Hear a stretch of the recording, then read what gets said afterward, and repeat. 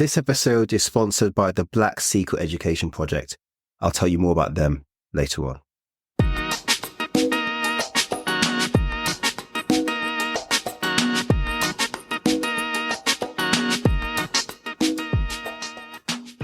Welcome to the Tenured Podcast with me, Michael Ludwig-Kwaku, aka ML-Q. Now, this podcast is all about being in real conversation with everyday people that have dedicated over 10,000 hours to their craft over a decade. These are the people that have transitioned from just surviving their 9-to-5 to thriving in their careers. Learn from them, so ultimately you can create a blueprint to build a life you love and a legacy to inspire the next generation. This episode is all about what it takes to succeed in offices outside of your own culture. Now, many of you will be thinking, why is this relevant? I want to tell you a quick story. I once had a director who was going to give a big speech at this African investment summit, and he couldn't say the name President Obasanjo, who was a former president of Nigeria. He kept on going, President Abada, President Abada. And in the room was myself, the head of the Ghana team, the head of the Kenya team. There was a woman who was an investment specialist in Africa. And he was like, President Obata. And at one point, he's like, why can't he be called Bob? Now, we all looked at each other and thought, my God, you are a white man. And you're basically saying you can't say an African name. So why can't he be called Bob? And that is why my name is Michael. To be honest, that is why my name is Michael. But the point of this story is that we often do not explore, we don't take time to understand how do you thrive in offices outside of your own culture. And this is critical because to be made director or VP, you need to have understanding and experience working in cultures that are outside of what you're accustomed to. For example, navigating those customs may be how do they see women? How are women respected? How do they see race? What is the racial stereotypes the same in every culture? How do they make decisions? Do they disagree? Those kinds of things.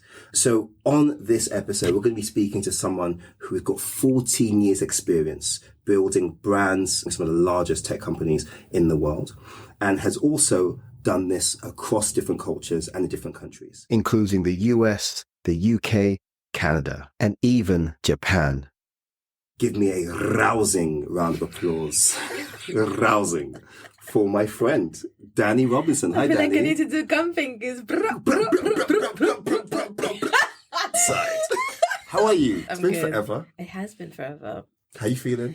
I'm alright, you know. I would love to know just broadly how you started off in marketing and then how you actually managed to get into tech sector. Okay. And with the different cultures you've worked across in Okay. those 14 years. I fell into marketing. So when I graduated uni, I wanted to go into psychology, to be fair.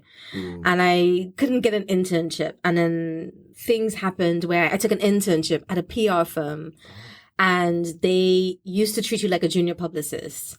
And it was you doing all the things that a noble publicist would do. You had your book of business, you had your journalists who you to reach out.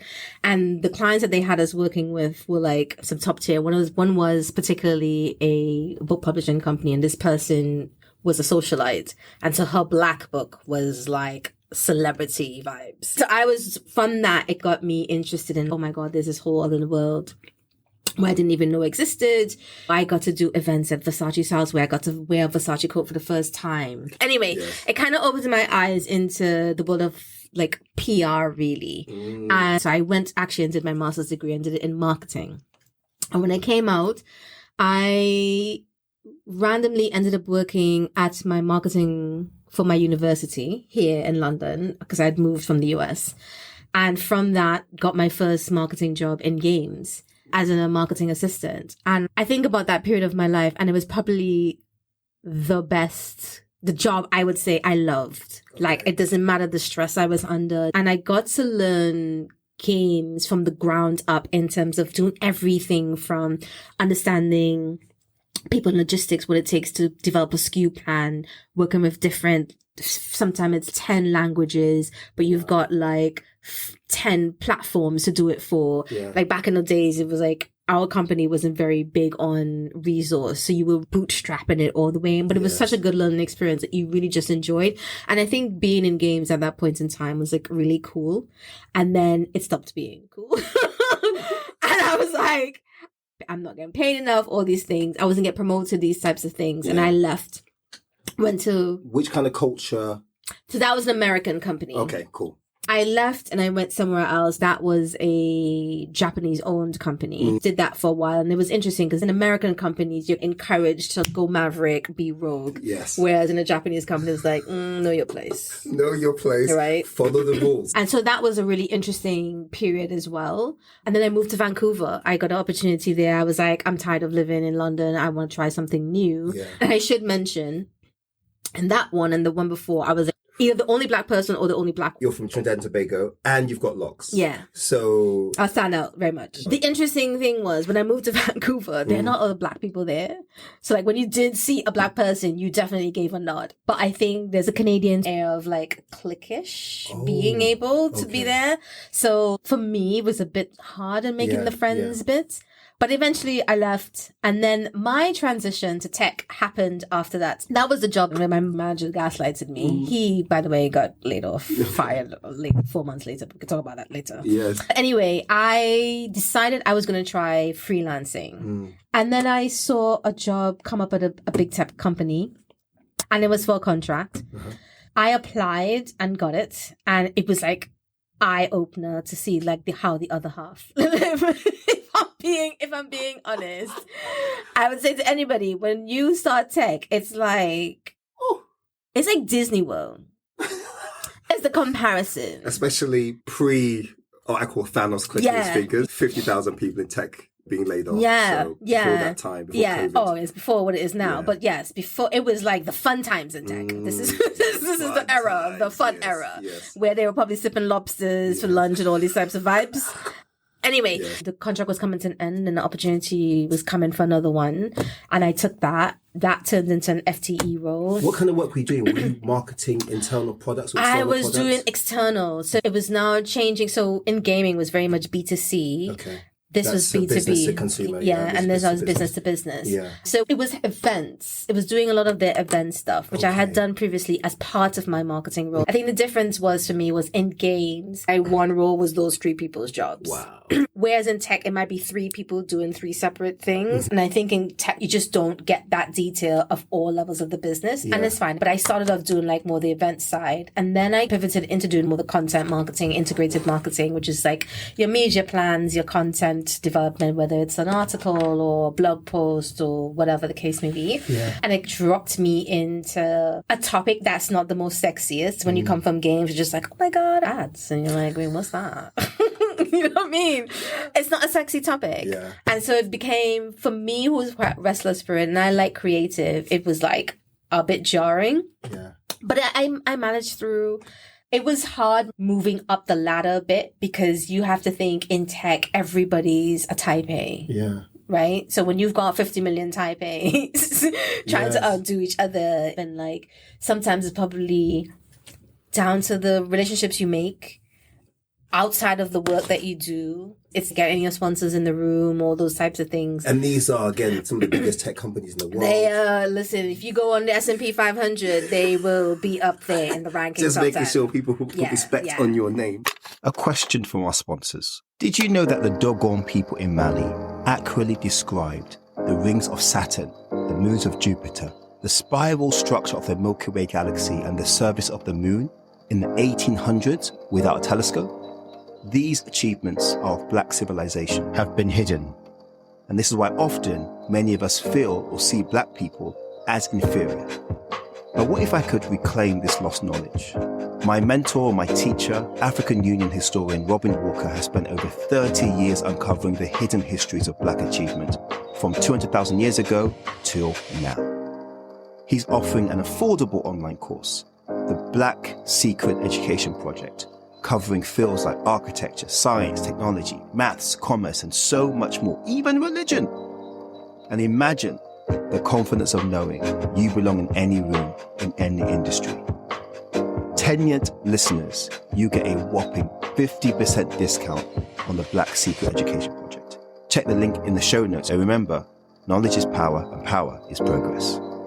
So if I were to just summarize, you've worked in a British company, Canadian, Chinese? Japanese. Japanese. and American. Yeah. And the difference between the Japanese, American, British, and Canadian, there must have been some big differences. I think American, no, not British, is really two American companies and Japanese is probably the main ones. Yes. I think in American companies, it is...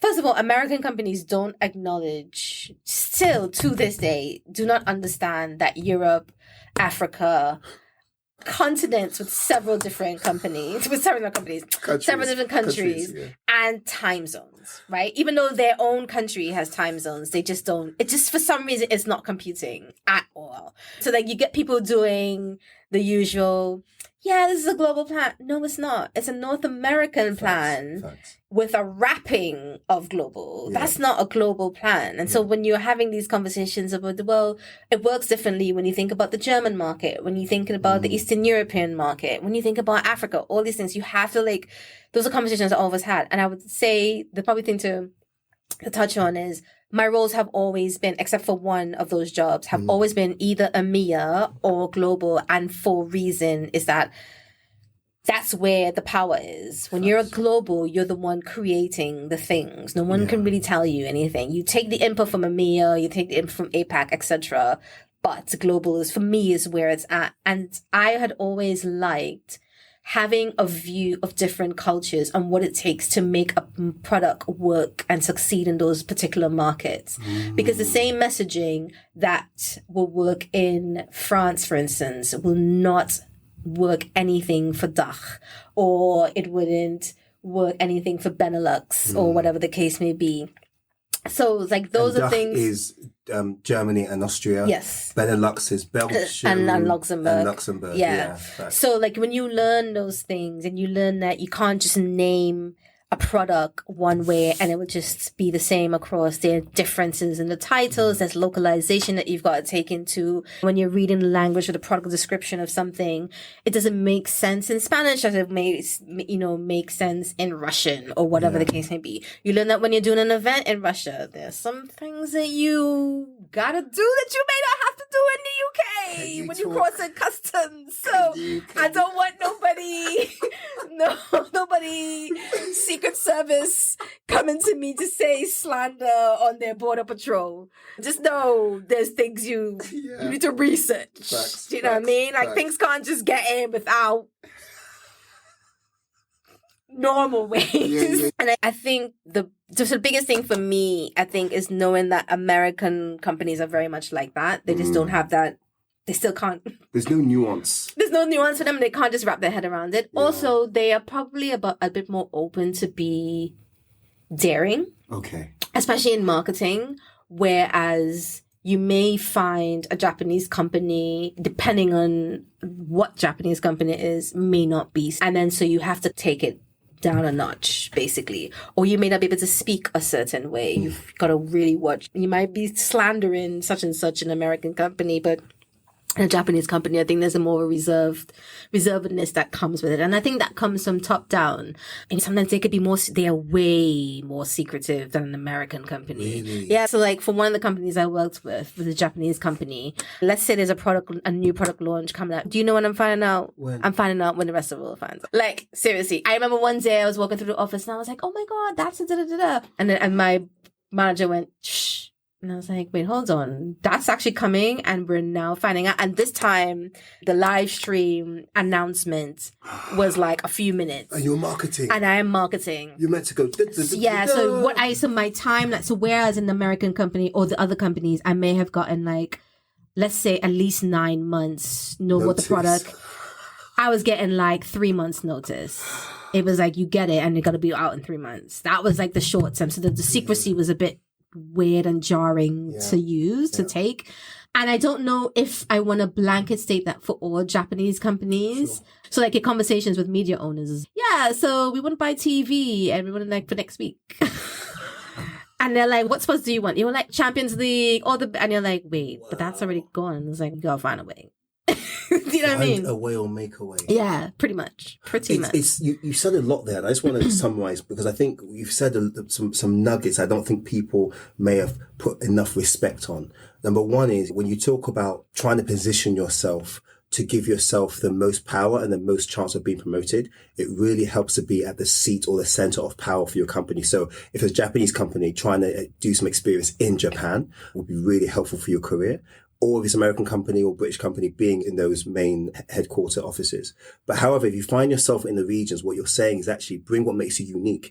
Bring that knowledge of, okay, the nuances of the market to make sure you can essentially color or have your fingerprints on whatever the final export is to say, listen, if we just tweak it that way, it will land better. And that could be your USP. Yeah, I think if you think about roles that are either global, EMEA or UK, a UK role is dead easy, personally. Yeah, and that's just for me talking. Facts. But I know people who've had to go from UK to EMEA and they struggled to understand that concept of managing multiple markets. Whereas when you come from managing the more and just to the one, it's a lot easier because you can just whittle down the information and apply it as it needs for that market itself.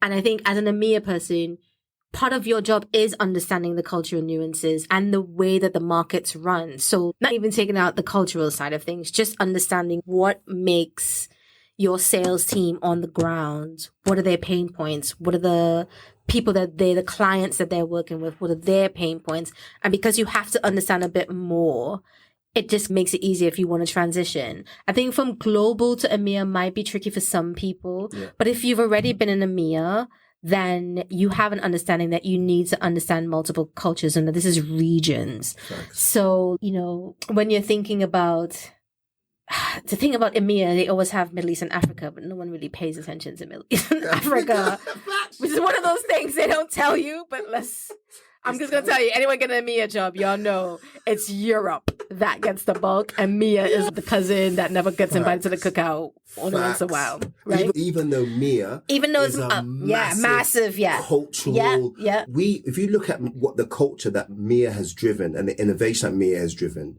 just look at the size of Afrobeats. Look, Ed Sheeran has essentially made an Afrobeat album. Do you know what I mean? Yeah. And the opportunities are there, and they just don't get the budget. Yes. The budget weighting doesn't go towards Mia. It always goes towards Europe. So that's something for you EMEA folks.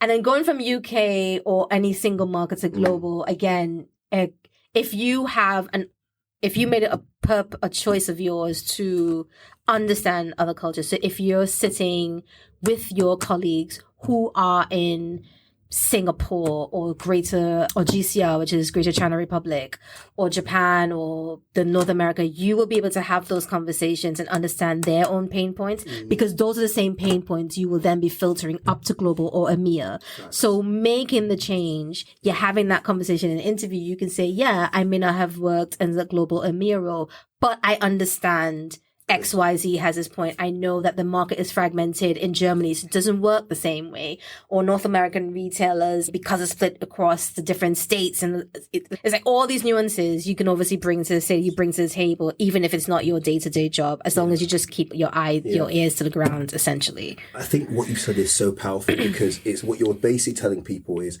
if you want to aspire towards being a regional head or regional lead, you need to understand what the pain points are. But how you do that is often speak to the salespeople, the people that have to deal with the end user, the people with the money that are going to give your company money or buy stuff. And that is where you can get that quick wins, which actually shouldn't take much time. What are your big pain points? What are the big things that excited about getting that? And that should give you a lot of understanding and knowledge. Yeah, and just pay attention in the meetings because no. Wait, can you repeat that, please? Pay attention in the meetings because when you do online meetings, it's easy to glaze over. Trust me, when such and such has his when we're on mute, chances are the TV's on in the background and all these things. And the thing is, when someone in France and someone in Italy or Spain or Iberia or whatever is talking about the problems they're facing, that's your opportunity to learn and see because there's always the lift and share, right? It's what's working in the UK or France that you could lift into Germany or Italy. And that's how you can also gather your intel, right? And it will keep you, even if you're not in the weeds, it just still keeps you at a high level, understanding what you need to know or what you can remember about this market, because the chances are someone's doing something great in another market that could work for yours. And it's easy. Everyone wants to share.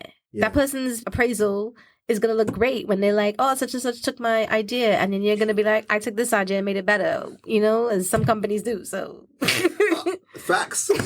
You're preaching right now. I think it's important. Now, I want to skr as the Gen Z people say, towards your personal experience. I think you've covered really the career aspects and the navigation when it comes to promotion, to being seen as a regional powerhouse, as a knowledgeable employee. But I'd love to learn from your personal experience of, as you talked about being a black woman with locks from Trinidad and Tobago, repping the islands, the best carnival in the world. That's right. Facts. Actually, how did you navigate being a black woman with locks and all those identities in a Japanese culture and in American culture, but also being based in the UK as well? To be honest, it's not a jarring experience in either of those. Mm-hmm. Even though the company is owned by Japan, the company is based in a Western country. Yeah. There was no, you need to look a certain way, dress a certain way, or whatever the case may be. So there wasn't that pressure to do that. Yes. As long as you keep yourself looking neat and put together. And you don't smell.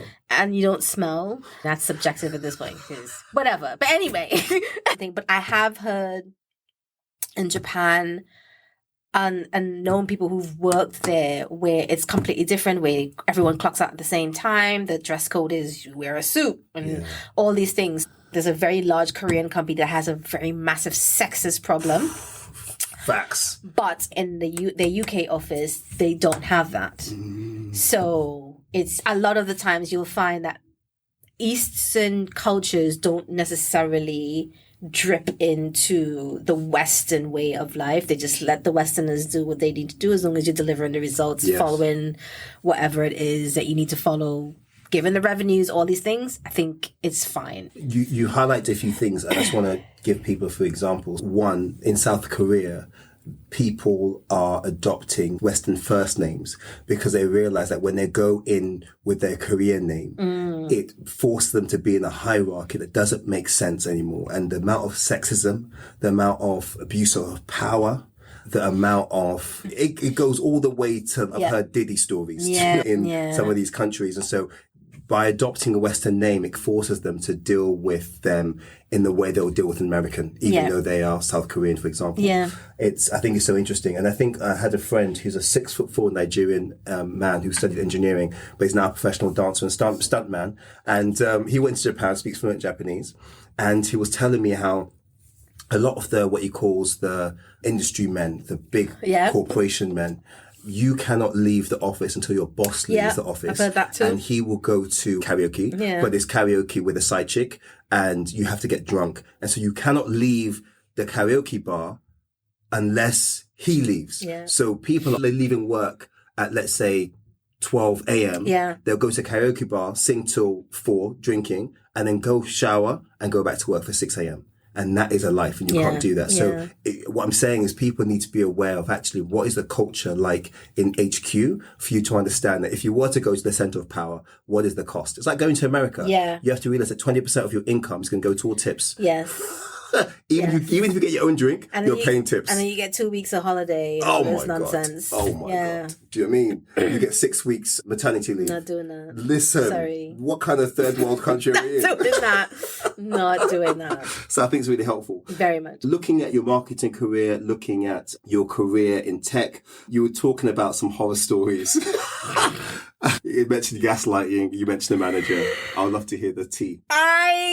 Oh my God. So this gaslighting story, I want to start off the story that this was one of my favorite managers. We got on very well. And then they were trying to hire someone for a position I didn't even know existed. The person they were trying to hire, I didn't think was the right person for the job. Right? Anyway, you know when someone tells you an idea and they want you to believe, but then when you see the execution of that idea, you're like, is that it? So I met the person, and I gave my feedback, and then I had a discussion with the manager, and I don't know how the conversation got here, but he got into you're very guarded. You don't really say what's on your mind and all this other stuff. And it's true, because I have when I started working, I had a very fiery spirit. I used to just lay out. And I had a director who really liked that. Because he was the same way. Okay. So people used to be like, y'all get on because he likes the fire. It's funny, because when I first met you, I was scared of you, And it's not because of, how people say I'm scared of black women. No, it's just because I saw you as very competent. Yeah. And so if I failed in front of you, that I'm saying, like, essentially jump out a window. Listen, there's many people you would meet, they'll be like, when they first meet me, they'll be like, oh boy. And then when they get to know, they'll be like, oh my God, she's like such a baby. She's lovely. And I don't know what it is. Anyway, so I met the person that they were looking for this job, and then we were having the conversation. They were like, no, you're very guarded. You don't really say what's on your mind. And in my head, I'm like, I said, because no one likes when I actually say what is the truth, right? And he was like, trying to like, get me to say it. And in my head, I was like, this is going to go south. But anyway, I was like, all right, fine. And I just said, you pitched this person to me, and I wasn't impressed. And like that, like one line sent our relationship down the toilet because they didn't like that I disagreed with something that they believed was the right choice. And from that moment, I just became a pariah. I was not doing my work good enough. Like nothing was good enough. And it was like really watching a relationship do a Ferrari car crash very slowly. Could I ask just what ethnicity was a person? This person was white. Okay. European. British. Okay. They had came over the same way I had coming over. And then I could see the relationship falling apart. And I was like, because I said I didn't like your choice for this particular role, that's why you've got a thing with me. And then it came up in like HR that he and this person had slept together, and somebody put the rumor out. He thought it was me. It wasn't me. At least I don't think so. Anyway, it got really bad. I was having a conversation with my mom. She just looked at me after 4 minutes of silence and said, I think you should leave the job. Wow. And like, if you know any Caribbean parent will tell you, you always need to have a job because you need job security. The fact that my mother was telling me I needed to leave a job with nothing to go to. She's like, anyway, that conversation happened. And like the next day I walked into his office 8:00 in the morning and I was like, we need to talk. And he was like, okay. And I just laid it out. And I was like, our relationship is not going well. And then he went it was really mature of you to come in. And I was like, regardless of what you say, the point is, I need to leave. You need to pay me out. Find a way. I love it. Direct. Right? And he was like, what does that mean? And I was like, talk to HR. Yeah. And then I had a meeting with HR, and HR was like, well, how much do you want? And I was like, all right, now we're having a conversation. People do not leave their job. They don't leave their job, they leave their managers. And the thing, so it wasn't until I got a text 4 months later to say the person, they went and they hired the same person. I was like, I don't think she's the right role. They hired them. And apparently the story that person was fed was that I was incompetent. But for some reason, they had so much time on their hands. They had no reason to do anything other than go dig around the drive. And when they went around the drive, the results, they found the work that said person said I didn't do. And then they started to put two and two together. And then they went to HR and the managing director, put in their notice, and gave the most stunning of exit interviews. Wow. Because you know who got retribution? Yes, facts. Thine person sitting here in this seat. But I think the thing that taught me was like, no job is worth your happiness. Oof, preach. You really need to have a come to Jesus moment with yourself and really assess, do you stick with someone who's making your life miserable versus a job that you probably love? Because if that person who's making your life miserable is doing very good managing up, it's going to be hard to make your everyday feel like it's worth coming into that four walls and a roof with a computer in front of you, right? And I think people need to have that conversation and say, what matters most? Do you matter most, or does the job matter most? And that's the thing I don't think people understand. A business will make the necessary sacrifices to thrive. If you need to treat yourself like a business, you need to make the necessary sacrifices in your life to thrive. And if that means stepping away from a job that, yes, you really love, there will be another one. Yeah. We have more than one love. What do I say? 3 loves in your lifetime. The first one will always hurt the most, but there's number 2 and there's number 3 coming down. Might be a few lovers in between, right? And I think the other thing too is just realizing that sometimes the universe does things to us that we may not be ready for, but it knows we are ready for. We really have to just trust that we'll be all right. If you don't have that belief in yourself, you're just going to fall to the wayside. You've just dropped bars, because personally for me, I was in what I call an abusive relationship for 8 years in one of my previous jobs. And I went down just 3 days a week, left money on the table. And I was like, wow, like, in my head, again, the imposter syndrome came in. I have no skills. Who's going to hire me? Do you know how many people want this job? I should be grateful, but the money's okay. And then this big tech company came calling. I was like, oh, wow, like, if they see that in me, you know, Master P always says this story that when he was selling No Limit albums out of the boot of his trunk, record companies offered him $1 million. And I think it was his brother said to him, you know, take it. And someone else was saying to him, listen, if they're prepared to pay you $1 million, what are you really worth? And look at No Limit now. My guy's got rap cereal.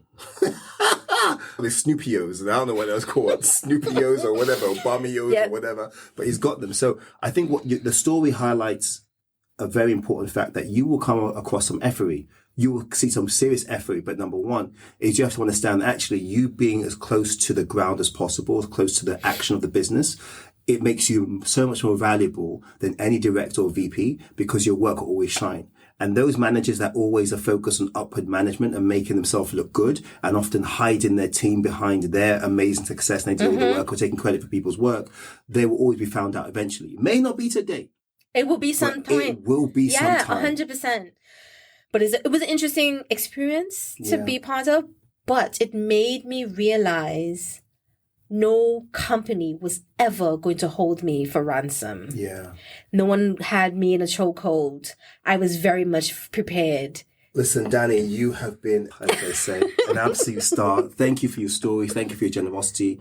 Thank you for sharing your experiences, because a lot of people aren't prepared to give me the tea of what it means to actually have disagreements at work. And hopefully people listening to this will get an understanding of, number one, the value of working across different cultures.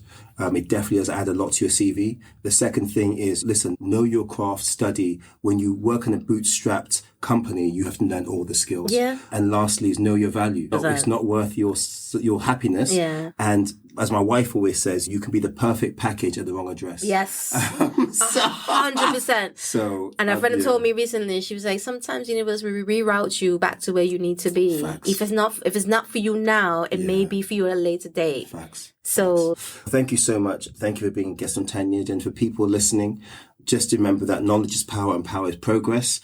And of course, if you can leave a lovely review, that will really help people get some value out of this podcast. We're sharing this all with you so you can avoid the mistakes that we made, but also build on the successes that we had to, as Mum says, you had to sweat blood and tears. Then you can sweat blood, but still sweating blood and tears. So thank you so much. Thanks for having me. This is Tenured.